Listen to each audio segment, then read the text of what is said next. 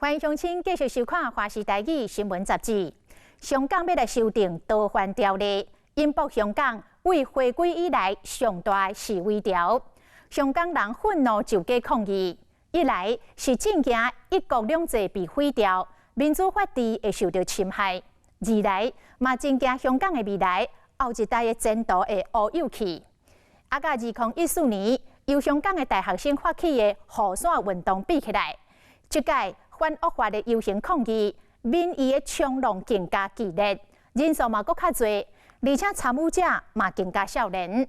特别的是，伫个游行的队伍当中，还阁有抓到国旗的台湾青年，跨海到香港去声援。反送中了后，香港人好气好强，这个乌条对台湾阁带来什么款的警惕甲启示呢？要阁安怎甲台湾的青年力量来合流呢？继续来看。送中条例，今日香港，今日台湾，因为我们共同在面对的是中国的威权扩张。我反送中，台湾挺香港，退回送中。我们跟犯罪的距离，其实我们也许想象中很远，可是从中国的角度上来讲，我们跟犯罪的距离几乎是零。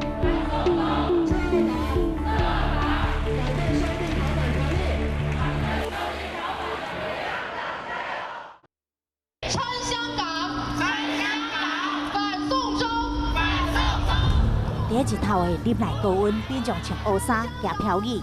2019年6月16日，台湾立法院外组织上万人，当时声援香港反送中游行。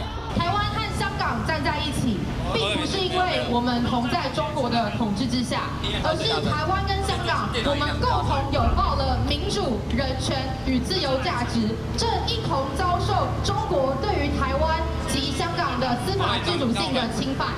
台湾加害声援启斥香港政府暴力镇压，呼吁停止司法追诉，退回逃犯条例。这款的行动伫全台遍地开花。人民必须要觉醒。身为就是公民，我们在为社会的议题发声，这是我们应该要做的。今天的香港，明天的台湾，他们害怕这件事情发生，所以希望说我们坚持民主自由，然后让香港也能够变得更好。我反送中，我反送中，台湾挺香港，退回送中，捍卫自由民主。台湾民众发声相挺，伫台湾读书的香港学生嘛知影家己免去放外挂。香港正在失去自由，法律是要保护人民的，是公益的最后一道防线。可是逃犯条例通过之后，香港的法治将不存在。人不在香港，人在外国，但是我们至少都尽我们自己所能，就是来出一份力，就是我们也不会想让香港变化得更坏。反对香港政府强推逃犯条例修订，香港民众发动罢工、罢市、罢课，而且就街抗议。游行现场派把点名插国旗的身影，特别引人注目。伊是到香港读大学的李东岳，带着台湾的祝福，跳出来为香港加油。台湾也是中华民国跟香港，其实大家都是民主的社会，那其实也是我们汉人，就是亚洲人，就是最后一片民主的地方。所以我想，就是借着这个机会去让大家知道，就是其实台湾人也是支持香港人。而家被催泪弹、像于政治攻击风险，为咗台湾年轻世代跨海飞到香港声援，互香港人知影反送中，因并无孤单。大家都是自发性的，然后刚好一起在香港这边集合这样子。现在人权是一件非常我们需要关注的事情，然后尤其这个事情可能也跟台湾人有很大的关系，所以想要用自己的眼睛去见证这些事情，然后带给台湾人看这样。香港人对于中国法治不信任，不知道哪一天未来会不会变成在中国的法治比较不完善的情况下，成为一个无辜的受害者。第5回林志恒伫香港工作生活已经7年，看到时局无稳定，伊决定提早离开，转到东南亚发展，或者是转来台湾。但是对搁较侪香港人来讲，熟悉故乡渐渐变样啊，感觉唔甘嘛感慨。我们原来是有一个比较健全的法律制度，但是这一些在北京的威胁下，一步一步都给谋杀掉了。很多的在2014年、2016年的抗争者也被掉进了监狱去，所以香港其实在过去5年面对北京这个政权的打压是非常非常的严重的。2014年9月2日起，香港民众为了争取真普选，上百万人接在香港主要干道，面对警方用这胡椒喷雾驱散，群众使用雨伞动力，因此被称为雨伞革命、雨伞运动。但是最后示威者的诉求全部被港府拒绝，运动以失败结束，所有领导者全数判决无罪。高等法院的一些法官，他们心里面他们的看法当中，也对社会运动有一定的成见，就觉得一定要透过严刑峻法去令到社会的稳定可以得到维持。那所以在1个礼拜之后，我们判刑其实已经心中打了个底，会知道大概其实这就是判刑可能会带来的一个结果。2019年5月13日，逃亡台湾的香港铜锣湾册店店长林明基，前往移民署申请签证延期。目镜的眼神的有帮忙，冒惊吓。林明基腋脚只咕咕，伊伫咧看服务台，心中不安，唔知是不是核准，也是被后管。对，7月25号，在那之前都是 OK 的，好吗？谢谢你啊。好，不会。结果怎么样？开心吗？开心。来台湾之前，林明基伫香港开店，部分政治评论类的册被中共当作禁册。伫无预警的情况下，伊甲册店另外4名股东甲关系人，前后伫侵入泰国、香港等地被逮捕，有人遭受羁押，有人是下落不明。伊被带到中国，经过8个月监禁。最后写那个悔过书，在困了5个月那个时间开局放的时候有我写，我是一个罪人，我要为国家服务，写这些，洗脑。2016年，林明基被释放，回到香港，随后就向大众公开羁押期间，身家性命备受威胁的恐怖经历。2019年，香港提出修改逃犯条例，也再次被引渡到中国，4月份就逃亡到台湾。老婆幾時翻嚟？我揾咗好耐啦。嚇？老婆揾咗好耐。唔係啊，佢。册店的頭家熱情問好，伊是54歲的蒲鋒。2018年6月，帶伊太太對香港移民台灣，展開人生第2春。册店內面有台灣甲電影相關的冊以及海報，這嘛是林明基在台灣放上心情的所在。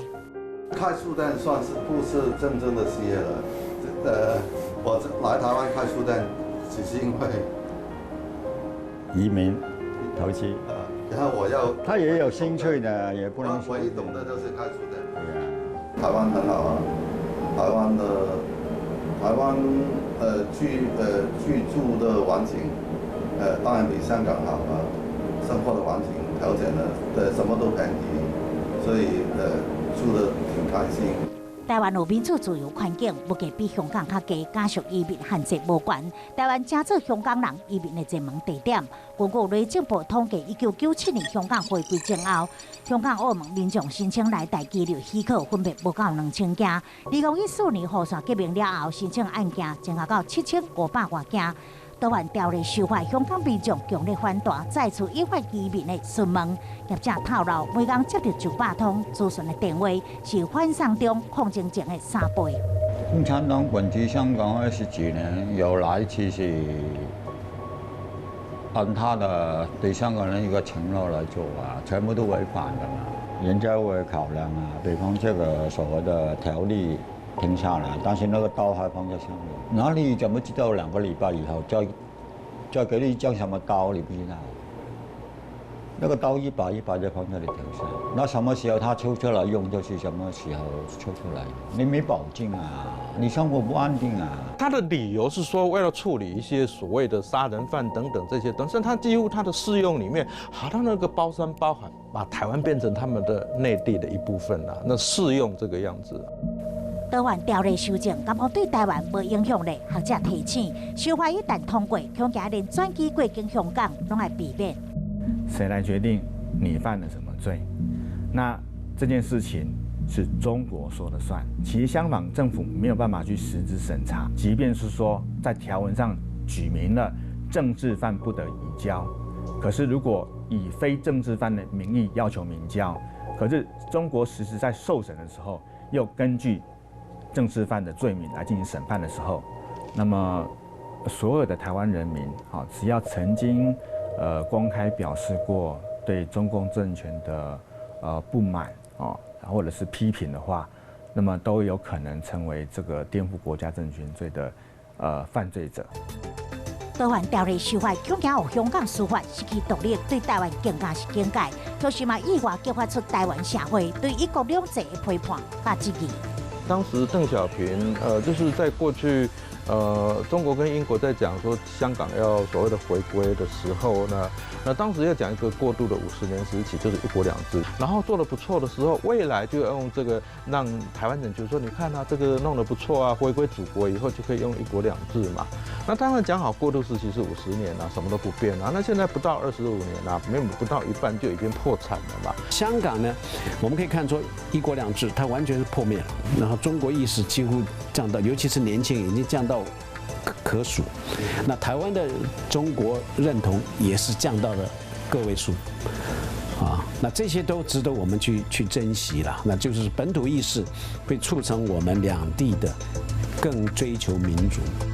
你讲的香港自由渐渐限缩，过去台湾被称为是世界法治民主灯塔，即摆又搁取代香港被外贸易防卫成亚洲言论自由的新堡垒，捍卫香港，守护台湾，走掉自由民主，台湾人免个激点点。